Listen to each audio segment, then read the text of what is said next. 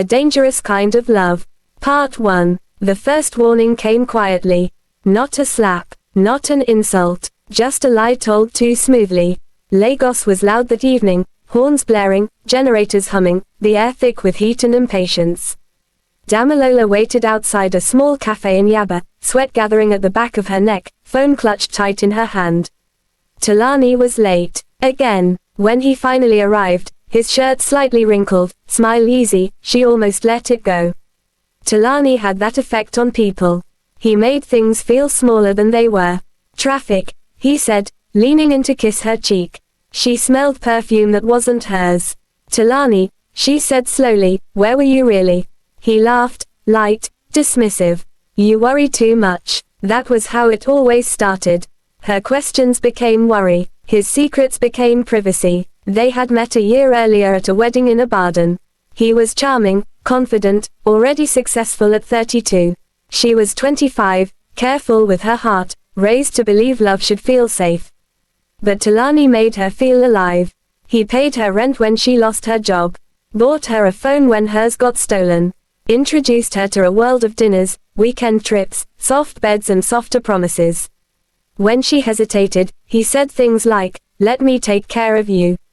She let him. What he didn't introduce her to were the other women, or the deals he closed in dark corners, or the anger that lived just beneath his calm. The night everything shifted, Damilola found his second phone tucked behind a stack of files.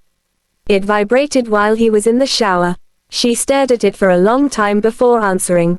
Auntie Bola flashed on the screen. Is Talani with you? The woman asked sharply. Tell him his wife is tired of covering for him. Wife. The room tilted. When Talani came out, towel around his waist, he knew. Her face gave her away. You were snooping, he asked, voice low. You're married, Damilola said, shaking. You're married and you let me. She doesn't matter, he snapped. Why are you acting like this? Something in his eyes shifted then. Not anger. Possession. You belong to me, he said quietly. Don't make this difficult. That was the moment Damilola understood. She wasn't in love, she was being claimed, and she didn't know how to escape yet. A Dangerous Kind of Love. Part 2. Leaving Talani was the most dangerous thing Damilola had ever done. Not because he chased her, but because he didn't. He sent flowers, apologies, voice notes she never played, money she returned unopened, then silence so heavy it pressed on her chest. She moved back to her aunt's place in Akure, changed her number, stopped wearing bright colors. Every unfamiliar car slowed her breathing. Every knock made her flinch. Love should not feel like survival. Some nights, she missed him, not who he was, but who he pretended to be. The man who held her hand in public, who said her name like it mattered. Months later, Talani showed up at her aunt's gate. He looked different, thinner, rougher. The confidence cracked. I lost everything, he said. My marriage, my business. I need you. Damilola felt it, the old pull, the dangerous sympathy. You don't need me, she said quietly. You need someone to own again.